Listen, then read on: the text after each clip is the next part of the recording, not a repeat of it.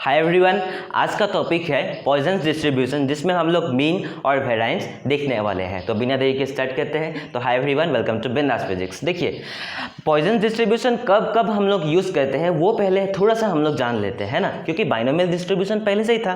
तो Poisson distribution की ज़रूरत क्यों पड़ी हम लोग को, वो पहले जान लेते हैं। देखिए, अगर आप लोग ट्रायल्स जो है, मतलब किसी भी कॉइन को अगर आप लोग टॉस कर रहे हैं तो वो आप लोग का ट्रायल्स हो सकता है। जैसे आप लोग को कुछ बॉल फेंक रहे हैं, है ना, बार बार, तो वो भी ट्रायल हो सकता है। मतलब अगर ट्रायल जो है वो इनफाइनाइट हो जाए, यानी कि जब आप लोग कॉइन को टॉस कर रहे हो, है ना, वो अगर आप लोग इनफाइनाइट नंबर ऑफ अगर कॉइन टॉस करोगे तो उससे क्या हो जाएगा, पॉइजन डिस्ट्रीब्यूशन की ज़रूरत पड़ेगी हम लोग को उसे निकालने के लिए, है ना, प्रोबेबिलिटी निकालने के लिए। और अगर जो सक्सेस और फेलियर है उस ट्रायल का, एक्सपेरिमेंट का, अगर सक्सेस और फेलियर 0 के बराबर हो या 0 को अप्रोच कर रहा हो, बहुत ही छोटा हो, तब हम लोग पॉइजन डिस्ट्रीब्यूशन को यूज़ करते हैं।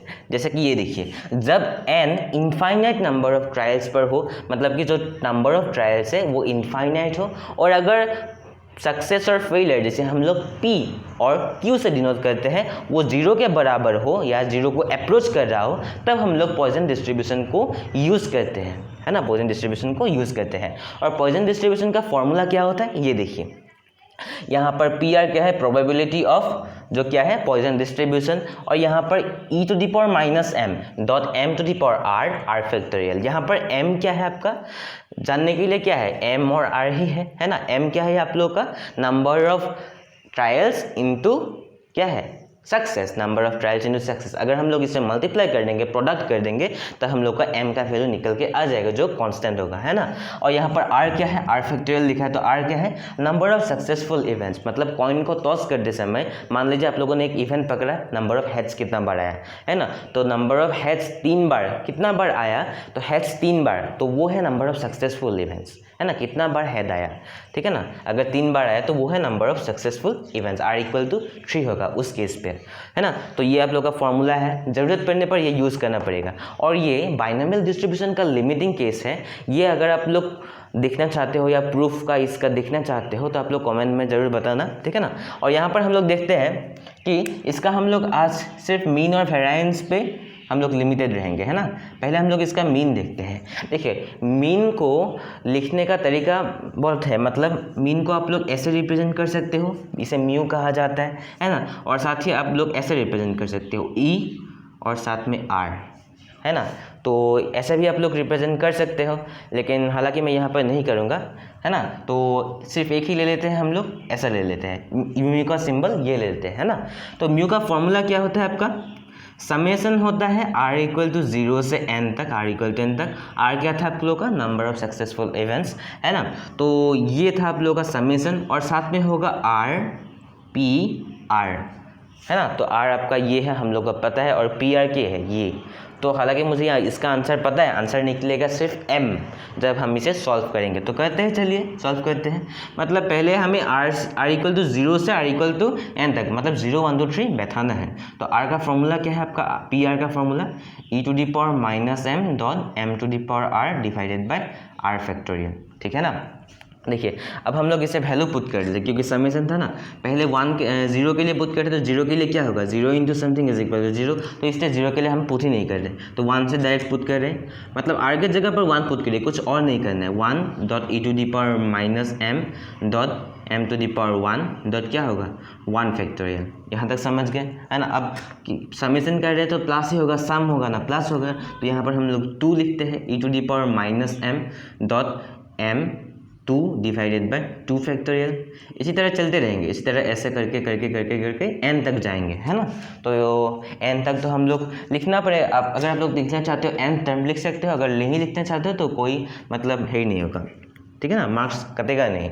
यहाँ पर देखिए, पहला टर्म हम लोग को क्या आएगा, m आएगा, और e⁻⁻m आएगा। दूसरा टर्म हम लोग का क्या आएगा, m² आएंगे, e⁻⁻m आएंगे।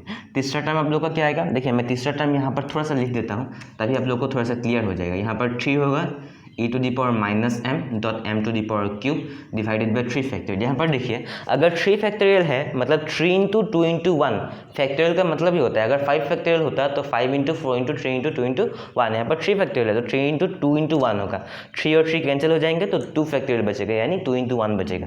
तो यहाँ से आप लोग को लिखना पड़ेगा M cube E to the power minus M divided by क्या होगा, क्या बचेगा यहाँ पर 2 बचेगा, है ना। तो ये आप लोग समझ गए, है ना। तो इसी तरह चलते जाएंगे, है ना। अब आप लोग कॉमन ले सकते हो, क्या कॉमन ले सकते हो, M two E to the power minus M को आप लोग कॉमन ले सकते हो। यहाँ बचेगा क्या, 1 बचेगा, यहाँ पर एम और ई जो है माइनस एम कॉमन ले लिए तो एम बचेगा सिर्फ, यहाँ पर क्या बचेगा एम स्क्वायर बाई 2 फैक्टोरियल बचेगा। ठीक उसी तरह यहाँ पर एम क्यूब बाई 3 फैक्टोरियल बचेगा, है ना। तो इसी तरह यहाँ पर क्या होता जाएगा, चलता जाएगा, है ना। अब बचा क्या हम लोग के पास m e to the power minus M. ये आप लोग अगर जानते हो, मतलब अगर मैथ्स आप लोगों ने पढ़ा है बीएससी फर्स्ट सेम में, ये आपका मैक्लॉरिन सीरीज से, है ना। आप लोग Lagrange's form of remainder use करके भी निकाल सकते हो ये या टेलर सीरीज यूज़ कर भी निकाल सकते हो आप लोग ये, है ना। तो मैक्लॉरिन सीरीज हम लोग ज़्यादा यूज़ करते हैं यहाँ पर, और इसका मैक्लॉरिन सीरीज का जो क्वेश्चन होगा वो होगा ये e to the power m। मतलब क्वेश्चन ऐसा पूछा जाएगा e to the power m को, माइनस m नहीं, e to the power m को एक्सपांड करिए मैक्लॉरिन सीरीज में, तब आप लोग का आंसर ये निकल के आएगा ये। तो उल्टा करके हम लोग ये लिख सकते हैं, है ना, ये लिख सकते हैं।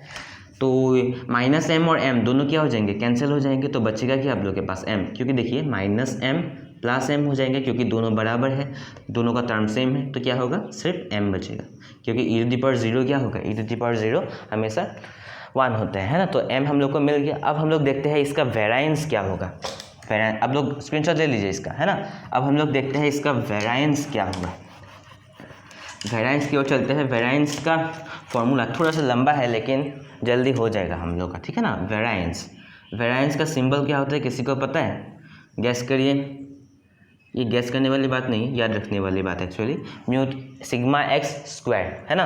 तो ये है आपका वेरिएंस का सिंबल, और इसका फॉर्मूला क्या होता है देखिए, समेशन तो आपको लगाना पड़ेगा ही, r इक्वल टू 0 से r इक्वल टू n तक, और साथ में यहाँ पर क्या होगा, r मतलब आपको ऐसा लिखना पड़ेगा, देखिए आप लोग को ऐसा लिखना पड़ेगा, r स्क्वायर पी आर, ऐसा लिखना पड़ेगा, आर स्क्वायर पी आर। आगे क्या था, जब हम लोग मीन कर रहे थे तो आर पी आर था, यहाँ पर आर स्क्वायर पी आर होगा, तब हम लोग क्या करेंगे मैं बताऊंगा आप लोगों को, है ना। और साथ में क्या करेगा आप लोग, जो आर पी आर यानी कि जो मीन था आप लोग का, जो हम लोग मीन निकाल रहे थे, उसका वैल्यू पुट करके स्क्वायर कर दीजिए, मतलब एम का स्क्वायर, है ना। मीन हम लोग को एम मिला था, तो यहाँ पर मैं थोड़ा सा लिख देता हूँ, ये आर स्क्वायर को आप लोग अरेंज कर सकते हो। अरेंज क्यों कर रहा हूँ वो मैं आप लोग को बताऊँगा, जब हम लोग करते जाएंगे तो आप लोग को खुद ही पता चल जाएगा। आर स्क्वायर को थोड़ा सा अरेंज करिए, समेशन यहाँ पर लगेगा, लेकिन मैं यहाँ पर लिख नहीं रहा हूँ, बार बार कितना लिखूंगा, है ना।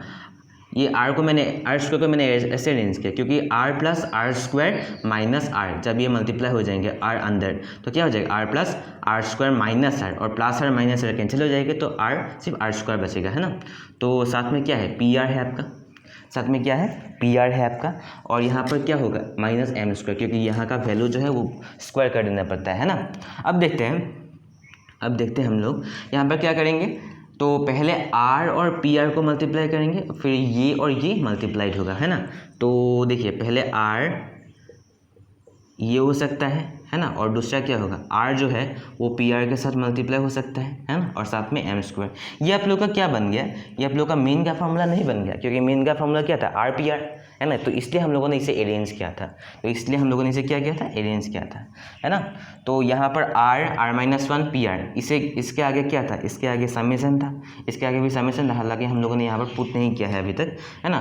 तो इसका वैल्यू हम लोग को क्या मिलेगा, plus M minus M square, और इसका वैल्यू क्या मिलेगा, थोड़ा सा यहाँ पर लिख देते हैं ना। समेशन पहला वैल्यू आप लोग 0 से पुट करिए, r इक्वल टू 0 से r इक्वल टू n तक होगा, r इक्वल टू 0 से r इक्वल टू n तक ये समेशन जाएंगे, है ना। तो r का वैल्यू पहले 0 पुट करिए तो 0 इंटू समथिंग 0 होगा, फिर 1 पुट करिए 1 माइनस 1 0, तो 0 इंटू समथिंग 0 सिर्फ 2 से होगा, यानी कि 2 माइनस 1 1, और साथ में क्या होगा पी आर का वैल्यू क्या था हम लोग का, e to the power minus M dot M to the power 2 divided by 2 factor, क्योंकि r का वैल्यू हम लोगों ने 2 लिया था, plus 3 dot A to the power minus M dot M to the power cube divided by 3 factorial, और ऐसा चलता जाएगा है ना। तो इसका वैल्यू हम लोग को क्या मिलेगा, देखिए इसका वैल्यू 2 फैक्टोरियल कट जाएगा है ना, फैक्टोरियल नहीं कि 2 इंटू 2 कट जाएगा, तो साथ में क्या हो जाएगा a to the power minus M dot M square, और यहाँ से हम लोग को क्या बचेगा 3 इंटू 2 इंटू 1, इसका फैक्टोरियल 3 कट गया, तो बचेगा क्या a to the power minus M dot M to the power cube divided by क्या बचेगा हम लोग को प्लस 2 फैक्टोरियल, तो ऐसा चलता जाएगा है ना। और साथ में क्या था यहाँ पर plus M minus M square, ठीक है ना। तो अब देखते हैं यहाँ से हम लोग, अगर हम लोग e to the power minus M और एम स्क्वायर को कॉमन लें, e to the power minus M और एम स्क्वायर को कॉमन लेंगे, तो पहला टर्म क्या बचेगा 1, दूसरा टर्म क्या बचेगा माइनस एम और एम स्क्वायर हम लोगों ने कॉमन ले लिया, तो सिर्फ क्या बचेगा m बचेगा है ना, e to the power minus M dot M square. यहाँ पर क्या होगा देखिए, यहाँ पर 3 फैक्टोरियल हम लोगों ने लिखा था, देखिए 3 यहाँ पर क्या होगा, ये टर्म हम लोग को थोड़ा सा खोचू होगा, यहाँ पर देखिए 3 होगा और साथ में 3 माइनस 1 कितना होगा 2 होगा, मतलब 3 इंटू 2 होगा, और ये 3 कैंसिल हो गए, तो बचा क्या 2 यहाँ पर बच गया, क्या हो गया यहाँ पर 2 बच गया, तो ये 2 हम लोग को यहाँ पर लिखना पड़ेगा, ये तो हम लोग को यहाँ पर लिखना पड़ेगा, तो ये 2 फिर से कैंसिल हो गया, तो बचा क्या हम लोग के पास 1 बचा, तो बचा क्या ये हम लोग के पास 1 बचा है ना। तो क्या होगा यहाँ पर क्या बचेगा, फिर से सिर्फ m बचेगा, क्योंकि m स्क्वायर तो हम लोगों ने कॉमन ले लिए थे है ना। फिर दूसरा टर्म ऐसा अगर आप लोग करेंगे, यहाँ पर पुट करेंगे, तो दूसरा टर्म आप लोग के पास आएगा m स्क्वायर बाई 2 फैक्टोरियल, फिर तीसरा ऐसा करते जाएंगे, फिर क्या था plus m minus M square. I hope आप लोग समझ गए है ना। आप लोग इसका वैल्यू और भी पुट कर सकते हो, लेकिन मैं यहाँ सिर्फ यहाँ तक कर रहा हूँ है ना। और इसका वैल्यू फिर से क्या आएगा, इसका वैल्यू फिर से आप लोग को e to the power m आएगा, तो मैंने पहले ही आप लोग को बता दिया था है ना। तो e to the power m और e to the power minus m 0 हो जाएगा, तो m to the power square बचा, क्या बचा m to the m square plus m minus m square plus m minus m square, तो m square cancel हो जाएगा, बचा क्या m। तो इससे हम लोग को ये आया कि वेरिएंस और मीन दोनों में क्या है सेम है पॉइसन डिस्ट्रीब्यूशन में। तो आई होप यहाँ तक आप लोग बहुत अच्छी तरीके से समझ गए। तो मिलते हैं अगली वीडियो में, तब तक के लिए जय हिंद।